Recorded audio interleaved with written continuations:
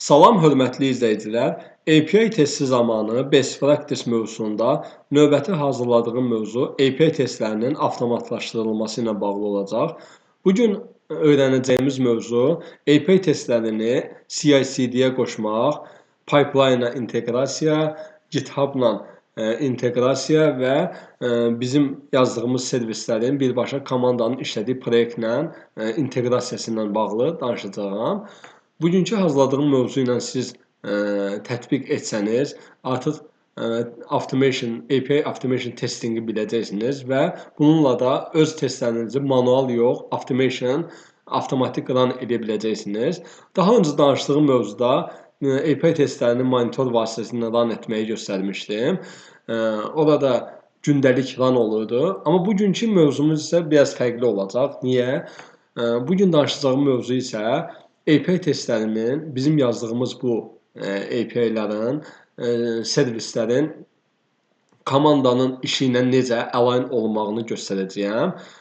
Yəni, monitorda siz gündəlik run edirsiniz və nəticəsini bilirsiniz. Burada isə biz artıq öz komandamızın işlədiyi proyektdə biz bunu inteqrasiya elədiyimiz üçün komanda hər hansı bir dəyişiklik etdikdə bizə birbaşa nəticəsi bilinəcək və avtomatik orada run olacaq və biz nəticəsini həmən vaxt biləcəyik. Bəlkə də məsələn proda çıxacaq bir məhsulun artıq deploy olan zaman, kodlar proyektdə deploy olan zaman bizim servislərimiz işləyəcək, bizim testlərimiz bilinəcək ki, nəticəsi nədir. Əgər faildirsə və onu bloklaya biləcəyik.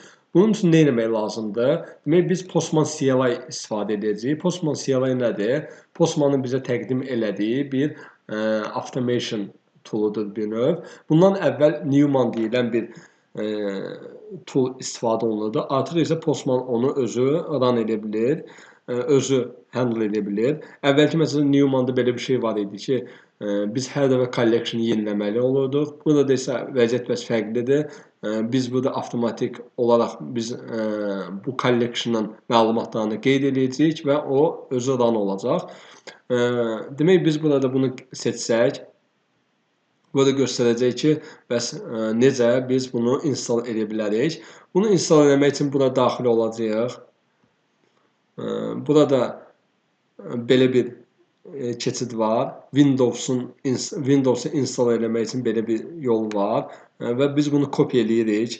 Kopyalayıb gəlib terminalda bunu yapışdırmalıyıq. Terminalı açmaq üçün Windows R basırıq və cmd-ni yazırıq bura. CMD-yə daxil olduqda kopyaladığımızı paste eləyirik və enter vurduqda bizim üçün Postman CLI-yi install eləyəcək.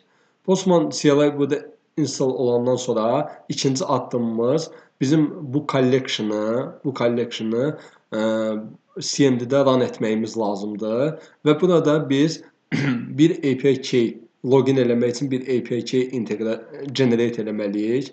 Bunu da generate eləməyin yolu budur. Məsələn, API key yazıram bura. Generate eləyirəm və insert eləsəm, bura gətirib yapışdıracaq və mən bunu kopya eləsəm, gələcəm CMD-nin içərisində, bax, görürsünüz ki, install oldu və bunun ardınca da həmən kopya elədiyimi yapışdırsam, burada sanki mənim collection-ma run olacaq və ondan sonra da növbəti əmr isə, baxın, login oldu. Adım da Murad Əziz, success oldu və növbəti addım isə collection-mı run etməlidir. Collection-mı özü elə avtomatik run elədir, çünki bundan ardınca da özü davam elətdirir və nəticəsini mənə göstərəcək. Mənim collection-ımı Postman Cloud-da, mənim collection Postman Cloud-da run eləyir və nəticələrini mənə göstərəcək burada. Enter vurduqda özü başladı run eləməyə və nəticələrini burada sonda belə bir yolla göstərir ki, neçə dənə request olub, nələr yoxlanılıb filan. Və burada mənim üçün bir keçid qoyub ki, burada keçid eləyib nəticəyə baxa bilərsən. Burada indi mənim demək istədiyim isə birbaşa bizim GitHub-la inteqrasiyamızdır. Bu da əslində CI/CD-yə qoşmuş olduq və amma burada biraz manuallıq oldu. Amma indi mən demək istədiyim isə avtomatik run olmağı ilə bağlı olacaq. Biz bunu CI/CD necə qoşa bilərik? Birbaşa kodlarımızın birbaşa komandamızın işlədiyi GitHub proyektini necə qoşa bilərik? Bura davam eləsək, configure komanda klik eləsək, biz burada seçəcəyik ki, collection'ımızın adı nədir? Müxtəlif collection'lar var. Adını seçdim. Environment'imi seçirəm, çünki environment'in asılı olan dəyərləri var.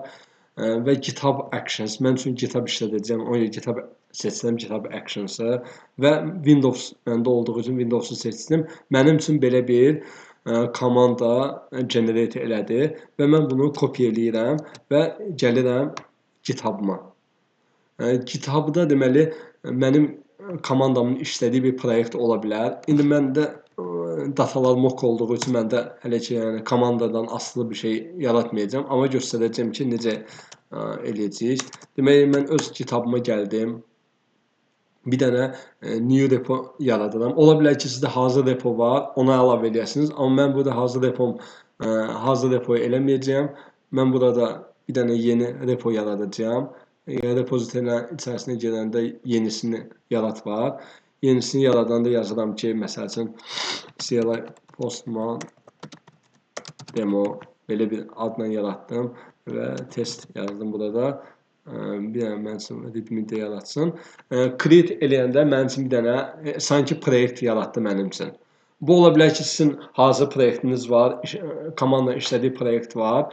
Mən bunu niyə edirəm? Mənə burada verdiyi komandanı mən proyektin içərisində YAML faylına əlavə eləyəcəm ki, həmin YAML faylının içərisində də bildirəcəm ki, nə run olacaq və hansı collection run olacaq və hansı mənim, yəni kimin collectionu və içərisində nələr run olacaq.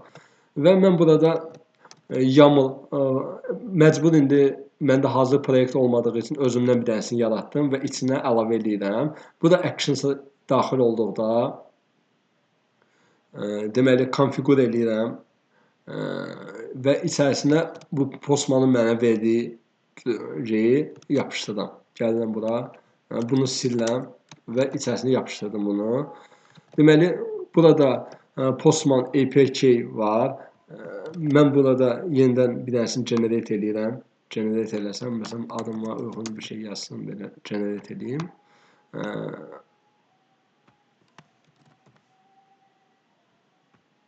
Belə.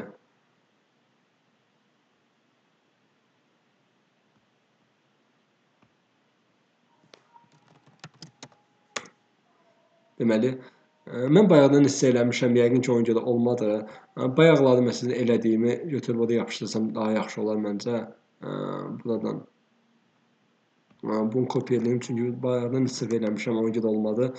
Bunu silirəm, onun əvəzinə bunu yazıram və deməli yazdım və deməli bunu commit and change elədim. Və mənə deyəcək ki, sənin yazdığın burada Postman APK çox bir üzdədir. Bunu secret dəyərləri əlavə elə. Mən allow eləyirəm ki, yəni problem yoxdur. Amma bunu Postman secretdən necə eləməyi də göstərəcəyəm.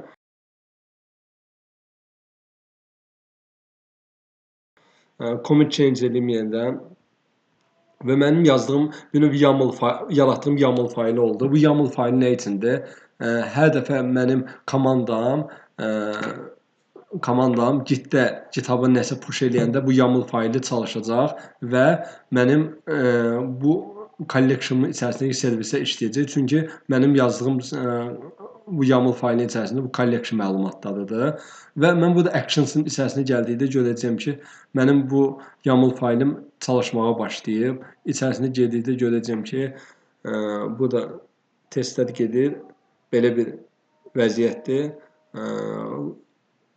Install oldu, login oldu, run oldu və mənim gördüyünüz kimi həmən collection-ın içərisindəki olan şeylər hamısı burada run olmağa başladı, komplet oldu.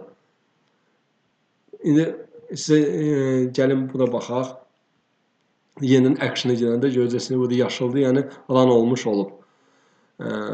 Deməli, mən burada bundan sonra mənim bu collection-la bağlı hər hansı bir servislərlə bağlı bu proyektdə kimsə nəsə eləsə, dəyişiklik eləsə, artıq mənim servislərim çalışmağa başlayacaq, mənim testlərim çalışmağa başlayacaq. Nəticəsi isə buradan göstəriləcək ki, burada vəziyyət necədir. Ola bilər ki, məsələn, işləməyən servislər olsun, problemli servislər olsun. Mən məsəl üçün də elə bir şey göstərim sizə. Gəlirəm bura. Bunu məsələn 400 eləyirəm. Sanki 400 yoxlayıb. Əlbəttə burada şey olmayacaq. Məsələn, save eləsəm, sonra bunu götürüb export eləyim. Export eləyirəm. JSON-mu və mən bu proyektə öz collection-umu add eləyəcəm ki, burada yeni bir dəyişiklik olsun, commit olsun və GitHub yenidən həmən action-ı çağırsın. Bura gəlim, Scope.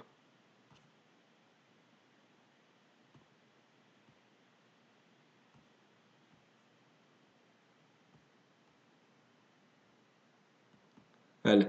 Bura gətirdim, məsələn, test adı ilə bir commit yaratdım və commit olan kimi mənim action'ım yeni çalışmağa başlayacaq. Çünki mən orada qoymuşam ki, mənim burada nəsə commit olan kimi bu çalışmağa başlasın. Bu artıq pipeline-dadır mənim collection-ım və pipeline hər dəfə Git-ə nəsə push olanda pipeline çalışmağa başlayır və mənim collection-umu run etmiş olur və nəticəsini mənə göstərir.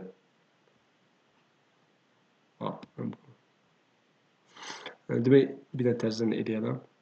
Demək, bayaqki install olmaymış. Mən burada çalışdı. Gəlin bir dənə də təzədən upload edeyim.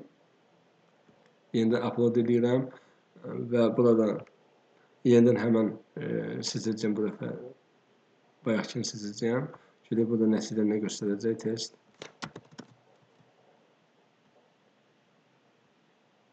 Və action'ım buradan çalışmağa başlayacaq.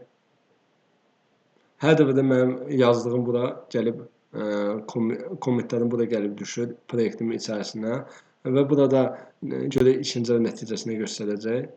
Burada görəcəksiniz ki, sənin yazdığın testlər run olmuş olur və görəcəksiniz ki, elə bir sanki burada keçdiyim hissələri bir növ bu özü artıq keçmiş olur və nəticələrini mənə göstərəcək. İndi mən bu nəticələri mailə və yaxud da ki, Slack-a inteqrasiya edə bilərəm. Buradan baxın, belə bir nəticələri mənə göstərəcək və bu nəticələr siz e-maillə və yaxud da ki, Slack-la ala bilərsiniz. Burada settings-də daxil olaraq, burada hər hansı bir dəyişiklik olanda email notification deyilən bir hissə var. Bu ilə öz mailinizi yaza bilərsiniz ki, sizə notification göndərsin hər hansı bir dəyişiklik olanda. Amma ümumi bu YAML-ın işləməyi ilə bağlı notification isə siz gərək belə bir şey var, o ilə əldə edəsiniz. Mən onu qeyd eləmişdim burada. Deməli, belə bir YAML-a əlavə eləməyə olan bir şey var. Mən burada username passwordu isə öz e-mail passwordumu yazmalıyım. Onu yazmadım. Ona görə bu hissəni göstərməyəcəm. Amma e-mail passwordunuzu yazsaz, sizə nəticə ilə bağlı da məlumatı göndərəcək. Bu əslində hər hansı bir problem olanda proda gedəcək bir məhsulun servislərində hər hansı bir dəyişiklik olanda artıq bu işləyəcək. Yəni backend haradasa öz kodunda dəyişiklik eləyəndə, push eləyəndə artıq CI/CD çalışmış olacaq və nəticələrini sizin API testləri ilə necə işlədiyini, hər hansı bir problem olub-olmadığını siz əvvəlcədən biləcəksiniz. Hətta bu əgər problem olarsa, həmən backend-i yazdığı ola bilər ki, proda çıxmasın. Siz onu qoya bilərsiniz, blok eləsin ki, proda çıxmasın və bu ilə də əslində shift left nəzəriyyəsi deyilən testingdə belə bir nəzəriyyə var ki, erkən olaraq siz onu biləcəksiniz və produn qarşısını alacaq, prodda gedən problemin qarşısını alacaqsınız. Monitorda isə vəziyyət elə deyildi. Monitorda öyle ki, sizin hazır servisləriniz var və işləyir, nəticələrini hər gün sizə bildirilir. Amma burada isə dəyişiklik birbaşa kodda olduğu üçün, kodda bir dəyişiklik olan kimi bu artıq çalışacaq. Hər deploydan sonra işləyəcək və nəticələrini daha tez biləcəksiniz. artıq manual run etməyə ehtiyac olmayacaq. CI/CD özü nəticələrini sizə göstərəcək. Success ya fail olduğunu reportların hamısına bildirəcək. Yəni bu artıq tam olaraq automation deməkdir. Hazırladığım mövzu bu idi. Ümid edirəm ki, faydalı olacaq və bunun istifadəsi sizin üçün rahat olacaq. Növbəti dərslərdə inşallah görüşərik. Çox sağ olun. Təşəkkürlər.